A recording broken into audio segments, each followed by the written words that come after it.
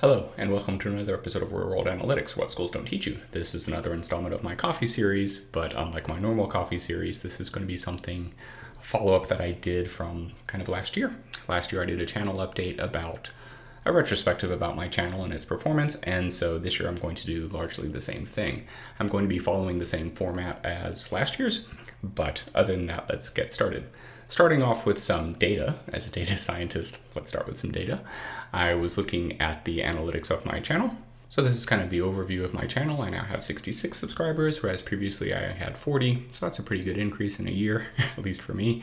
This is kind of typical that in the past month I haven't made anything and I've got about 35 more views and about 2 hours of watch time. The views are going to be scattered around here and there, but you can see that the two watched videos were two of my longer talks.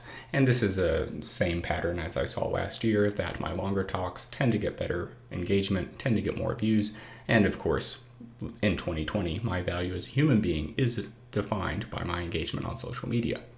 So this is an overview of my videos. You can see that a large number of them are in fact my longer series, my lectures.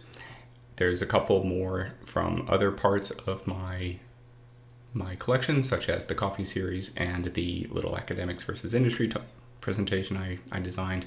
And then finally, introduction to Google Viz rounds out the top few with more than 50 views.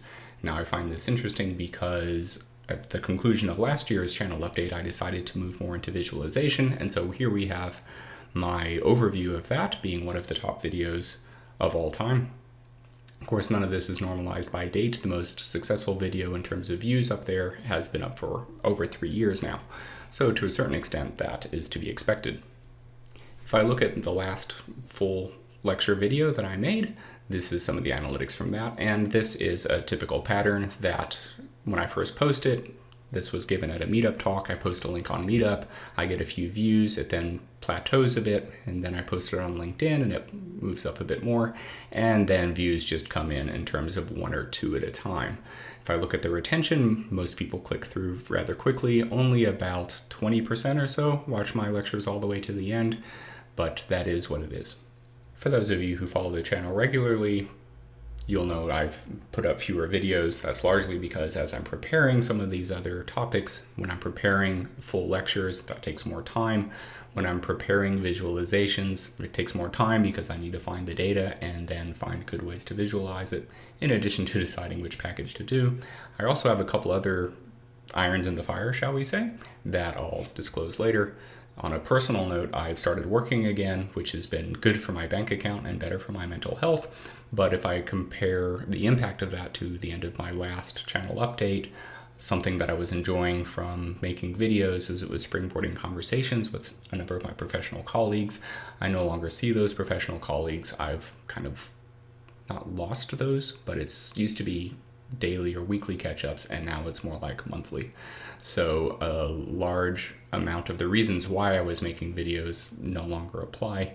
I do still plan on continuing and starting up the coffee series again once some of the other things have calmed down. One positive to come of it all is I'm more comfortable speaking to a camera and editing things, which may come in handy for the next few months.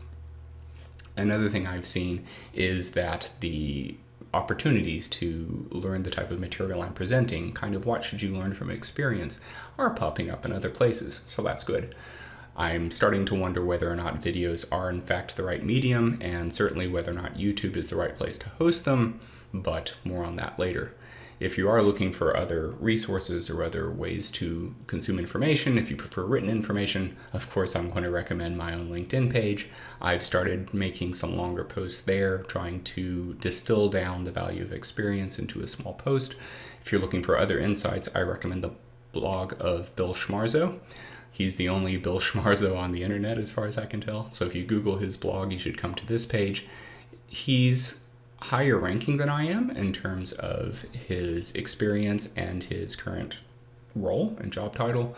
He's mainly on the hardware and enterprise level solutions, but if you're looking for something written from a different point of view, I recommend his blog. If you're interested in audio only or podcasts, I recommend the Data Futurology blog. Again, Google it, and in particular, the interview with Evan Shellshear is quite good. It was one of my favorite episodes of the podcast, but the podcast overall is worth listening to. And so going forward, I do still plan on making videos, coffee series, etc. But for now, I don't have the bandwidth, shall we say, because I do have a couple other projects. I am working again, but if I'm going to be at home for the next while, then hopefully I should be able to do more of this in the future. But then what do you think? Is there anything else you'd like to hear from me? Is there anything else you'd like to see? Do you agree or disagree with any of my assessment? Unfortunately, I don't know enough about getting data from YouTube. I can't really get something more granular to do some real data science on it, machine learning, etc. And at the end of the day, my numbers are small enough. I'm not convinced it would matter. But if you do have anything else you'd like to hear about or any other ways to continue the conversation, please feel free to leave me a comment in the comment section down below. Reach out to me personally, and otherwise, we'll see you next time. Thank you for watching. Goodbye.